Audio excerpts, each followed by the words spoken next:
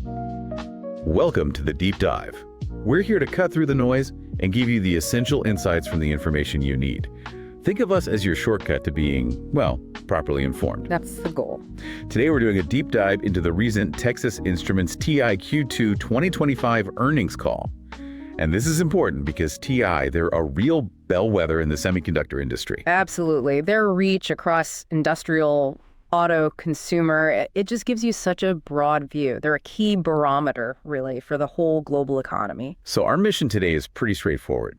Distill the key financials, what management actually said, their strategic outlook, and give you a clear, informed take on where TI is right now. And maybe figure out why management, who are usually pretty upbeat, sounded, let's say, a bit more cautious this time around, even with some strong numbers. Exactly. That's the interesting part. It's a fascinating call for just that reason. So much going on. Their insights are really valuable. For sure. So let's jump into the numbers. Right. Q2 2025 results. TI reported revenue of $4.44 billion. That was pretty much right in line with what analysts expected. Showed a decent 9% sequential jump from Q1 and a really robust 16% growth compared to last year. Yeah, solid top line. No big surprises there, but solid. And what's really interesting is how broad that growth was. You look at their main segments, analog and embedded processing. They're core businesses. Exactly. Both showed really strong year-over-year growth. Analog was up, what, 18%? 18%, yeah. And embedded processing up 10%. And even the other segment, things like their DLP projection tech, that saw a 14% increase too. So it wasn't just one part carrying the load. It felt like a collective push. And that strength definitely carried through to the profit lines. Gross profit hit $2.6 billion. That's a strong 58% of revenue. And the key thing there is the gross profit margin actually increased sequentially by 110 basis points. Right, so that's a 1.1 percentage point jump quarter over quarter, which, points to some good operational efficiency. Definitely. And operating profit, $1.66 billion. That's up a really healthy 25% from a year ago.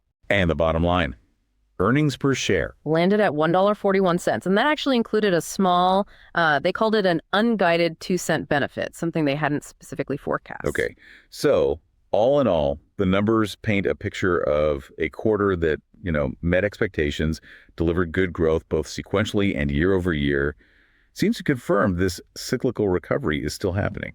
It strongly suggests that yes, but like you said, this is where it gets interesting. What actually drove that performance, and what did management say about the different end markets? Let's dig into that. The industrial market, for one, really stood out. Huge. Yeah, grew in the upper teens year over year and mid-teens just from Q1 to Q2. Management said it was a broad recovery across all industrial sectors. Not just pockets. Right, and they noted this is the third quarter in a row signaling recovery, and importantly, the pace seems to be picking up. They actually used the phrase running very hot. Running very hot. That's a strong comment from TI management. Really underlines the demand strength there. But contrast that with automotive. Yeah, a very different picture. It grew mid-single digits year over year, which is, okay. But it actually decreased low single digits sequentially from Q1. Right. Management described automotive as being on a kind of year-delayed cycle compared to industrial. And they called the recovery there shallow and not really broad-based yet. So why the difference? That's the big question. Is it just different timing, different pressures? It's something to watch for sure. Is it specific to TI or is it broader in auto semis? Hard to say definitively from just this call. Meanwhile, other markets like personal electronics, enterprise systems, communications equipment, they all continued recovering. Pretty significant year-over-year growth there. PE around 25%, enterprise about 40%, comms over 50%. And enterprise systems really got a boost from data centers, right? That compute demand is just soaring. They said well above 50% year-over-year growth there. So definitely strong pockets outside of industrial too. Now, stepping back, what did management say about the big picture, the macro view? Well, they reiterated their belief that the semiconductor cycle recovery is continuing. They pointed to customer inventory still being low. Which is good for TI. It means they can sell into that demand. Exactly. They're positioned well with capacity and their own inventory.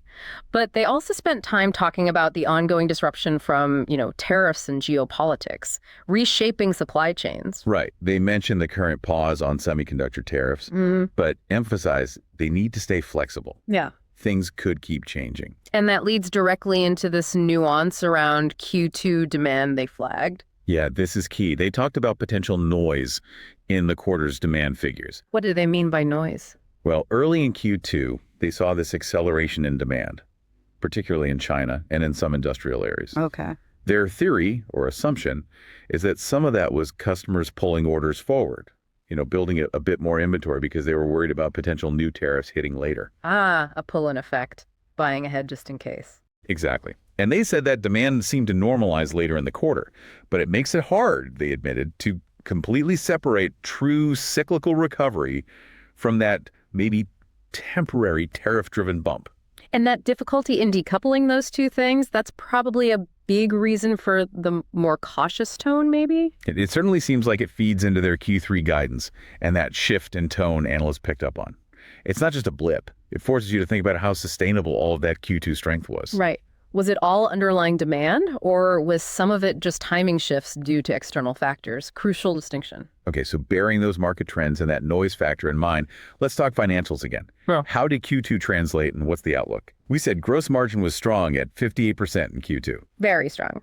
But the guidance for Q3 implies margins will be roughly flat compared to Q2, even though they expect revenue to be higher in Q3. So higher sales but flat margins. Why? Two main reasons they gave. First, higher depreciation expenses. They're spending billions on new factories, new equipment. That CapEx we'll get to. Right. And as those assets come online, the depreciation charge against earnings goes up. They gave some big numbers for expected depreciation, like $1.8 to $2.2 billion this year, maybe $2.3 to $2.7 billion next year. Wow.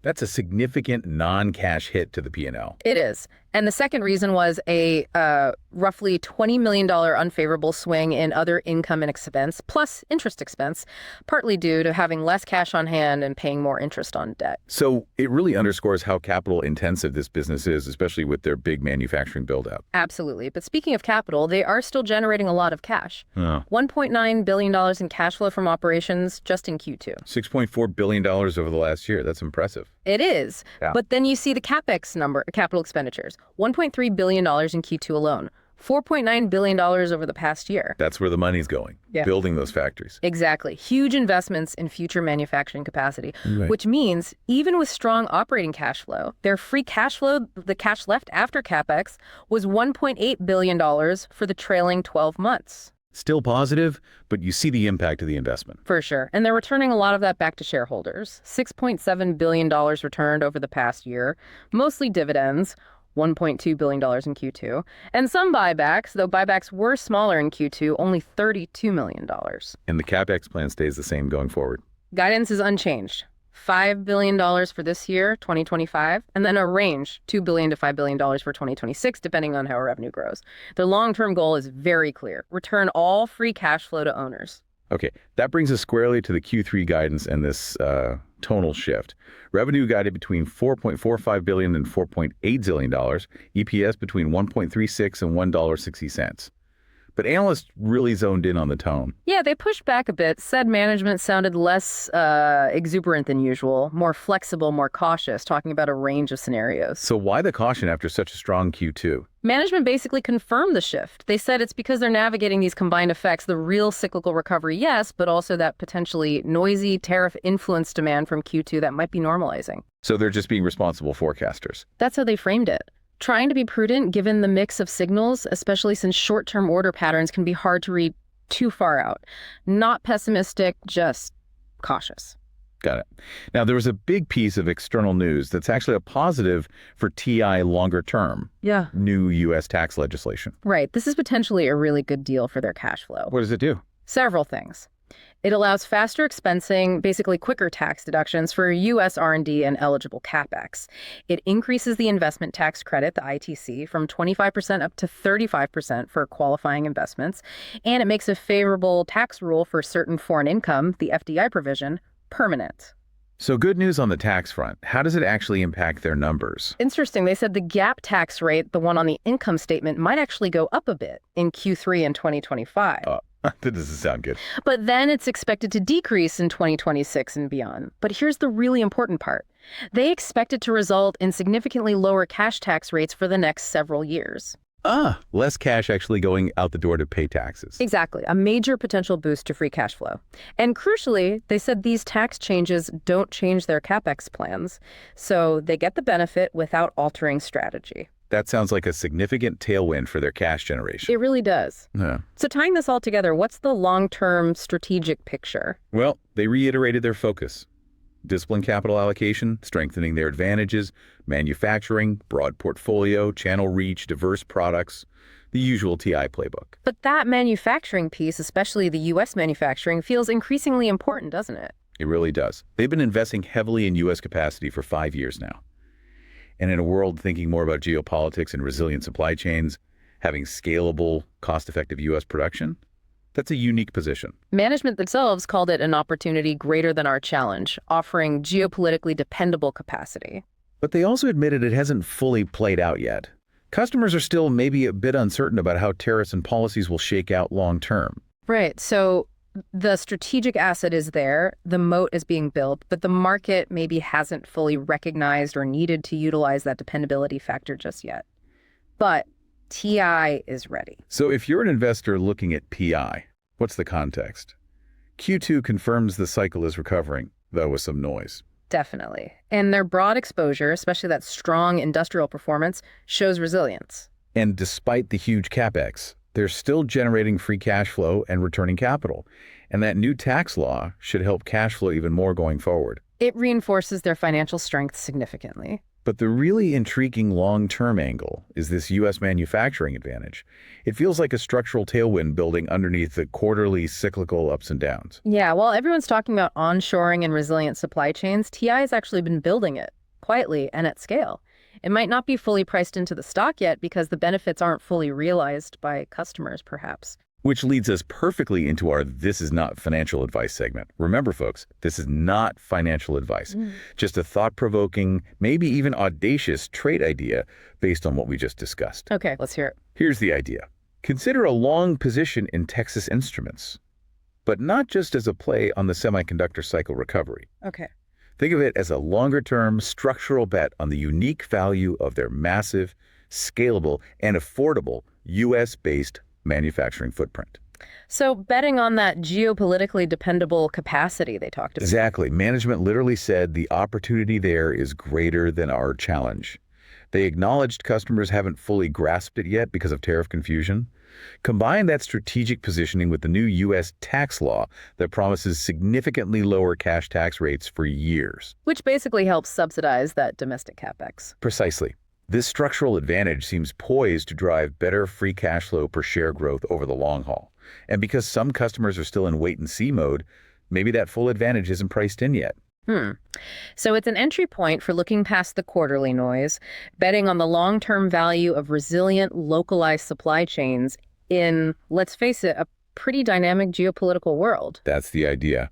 Audacious? Maybe, but rooted in their strategy and the macro trends. Interesting angle. So just to recap our deep dive today, we've hit TI's solid Q2 results, unpacked that complex mix of cyclical recovery and geopolitical noise. We looked at the big capital investments, the strategic importance of their U.S. manufacturing build-out, and the potentially significant boost from the new tax laws. TI's disciplined approach and these long-term bets, especially on U.S. manufacturing, could position them incredibly well as global supply chains continue to shift. It feels like they're building for a future that's arriving faster than maybe some people realize. Which leaves us with the final thought for you, the listener. How quickly will the market really recognize and price in the full value of that geopolitically dependable capacity?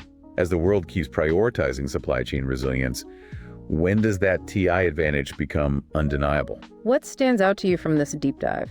We'd love to hear your thoughts. Thanks for joining us on the Deep Dive. Until next time.